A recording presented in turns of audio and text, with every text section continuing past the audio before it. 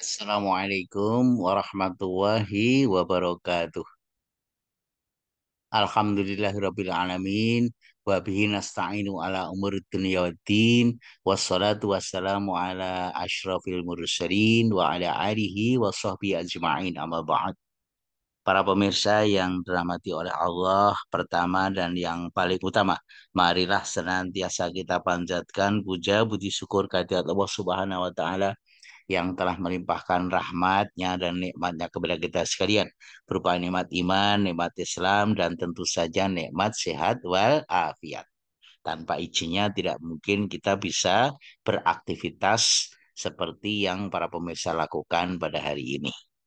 Salawat serta salam semoga tercurah kepada junjungan kita Nabi akhir zaman Nabi Muhammad Sallallahu Alaihi Wasallam beserta para keluarganya, sahabatnya dan umatnya. Dan mudah-mudahan kita semua termasuk umatnya yang senantiasa istiqomah menjalankan ajarannya sampai akhir hidup kita nanti. Amin ya Rabbal Alamin. Para pemirsa yang dirahmati Allah, kita masih melanjutkan kaji kita tentang kebenaran Al-Quran melalui sains bagian yang keenam. Bagian yang keenam ini itu terkait dengan kecepatan cahaya di udara atau hampa. Sebagaimana kita ketahui dari bahasan-bahasan ilmu fisika bahwa kecepatan cahaya itu sebesar 300.000 kilometer per detik. Ada beberapa ilmuwan yang melakukan eksperimen untuk menentukan berapa kecepatan cahaya itu. Antara lain adalah Fizeau menggunakan roda sprocket yang berputar untuk meneruskan cahaya dari sumber cermin yang diletakkan sejauh beberapa kilometer. Nah, pada kecepatan rotasi tertentu, cahaya sumber akan melalui sebuah kisi menempuh jarak menuju cermin, memantul kembali, dan tiba pada kisi berikutnya. Dengan mengetahui jarak cermin, jumlah kisi, kecepatan putar roda akan diperoleh hasil berapa kecepatan cahaya. Nah, Fizeau itu memperoleh hasil perhitungan dengan nilai kecepatan cahaya sebesar 3,13 kali 10 pangkat 8 meter per detik. Nah, ini gambarnya seperti ini. Ini sumber cahaya. Kemudian dipantulkan. Ini yang diputer gitu ya. Nah, berputar gitu. Kira-kira gambarnya seperti itu. Nah, kemudian ditangkap setelah dipantulkan. Nah, dari sini diperoleh nilai kecepatan cahaya ini. Kemudian Leon Foucault itu bereksperimen dengan menggunakan cermin rotasi yang hasilnya diperoleh sebesar 2,98 kali 10 pangkat 8 meter per second. Nah, itu adalah beberapa contoh para ilmuwan yang coba menghitung berdasarkan eksperimen berapa besar kecepatan cahaya di udara atau hampa. Nah, berikut ini adalah hasil kecepatan cahaya dari hasil eksperimen. Yang pertama, lembaganya namanya US National Bureau of Standards. Hasil eksperimennya diperoleh C sama dengan 299,7 299,792,4601 km per detik. Sedangkan yang kedua yang dilakukan oleh lembaga British National Physics Lab itu diperoleh nilai kecepatan cahaya 299,792,4598 km per detik. Sedangkan yang dilakukan oleh General Count of Measures itu C sebesar 299,792,4580 km per detik. Nah, itu adalah hasil eksperimen yang dilakukan oleh beberapa lembaga internasional. Nah, bagaimana Al-Quran menjelaskan hal ini yang terkait dengan kecepatan cahaya, yaitu yang pertama adalah surat Yunus ayat yang kelima. Allah berfirman, A'udzubillahi minasyaitonirrajim. Walladzi ja'ala syamsa diya'an wal qamara nuran wa qaddarahu manazila lita'lamu lita'lamu 'adadas sinina wal hisab ma khalaqallahu dzalika illa bil haqq yufassirul ayati liqaumin ya'lamun. Dialah yang menjadikan matahari bersinar dan bulan bercahaya dan ditetapkannya manzilah-manzilah atau tempat-tempat bagi perjalanan bulan itu supaya kamu mengetahui bilangan tahun dan perhitungan atau waktu. Allah tidak menciptakan yang demikian itu melainkan dengan hak. Dia menjelaskan tanda-tanda kebesarannya kepada orang-orang yang mengetahui. Nah, ini adalah ayat Al-Quran yang mendasari untuk menghitung berapa kecepatan cahaya. A new astronomical Quranic method for the determination of the speed C oleh Dr. Mansur Hassab El-Nabi, ahli fisika dan matematika dari Mesir. Dia melakukan eksperimen, yaitu menguraikan secara jelas dan sistematis cara menghitung kecepatan cahaya berdasarkan redaksi ayat-ayat Al-Quran. Dalam menghitung kecepatan cahaya ini, ia menggunakan sistem yang dipakai oleh ahli astronomi, yaitu sistem sidral. Bagaimana sistem sidral itu diterangkan?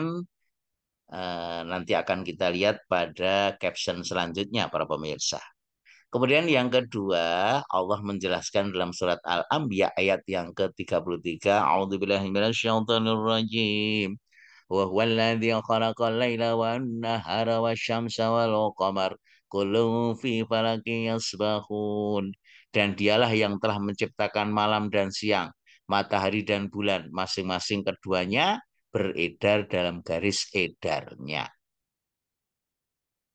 Kemudian ayat yang ketiga para pemirsa, yaitu dalam surat As-Sajdah ayat yang kelima, Allah berfirman, A'udzubillahi minasyaitonirrajim.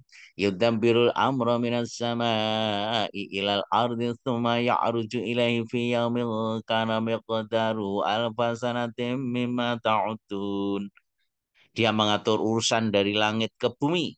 Kemudian urusan itu naik kepadanya dalam satu hari yang kadarnya atau lamanya adalah 1.000 tahun menurut perhitunganmu.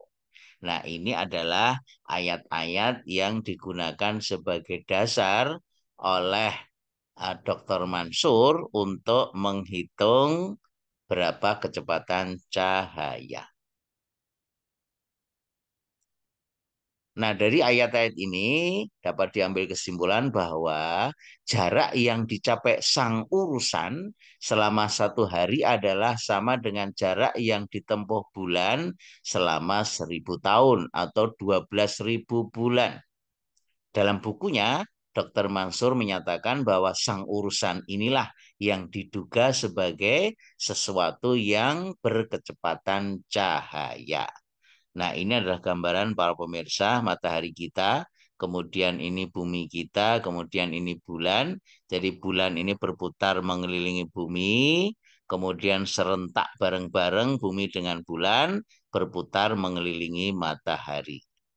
Nah, jadi kalau ini kita gambarkan, ini mataharinya, kemudian ini bumi, ini bulan, muter mengelilingi bumi. Begitu. Ya, jadi ketika ini orbit bumi mengelilingi matahari, kemudian ini ada bulan separuh, kemudian bulan purnama, kemudian menjadi bulan separuh lagi, bulan sabit, ya, ini bulan baru. Nah, jadi kalau ini kita gambarkan skemanya dalam 2 dimensi, itu dapat dilihat seperti gambar berikut. Nah, ini adalah bulan mengelilingi bumi, satu periode putaran 360 derajat memerlukan waktu 27 hari, 7 jam, 43 menit, 11,51 detik. Nah, jangka waktu ini dinamakan peredaran sideris bulan. Bulan belum masuk bulan baru, jadi artinya bulan telah mengelilingi bumi.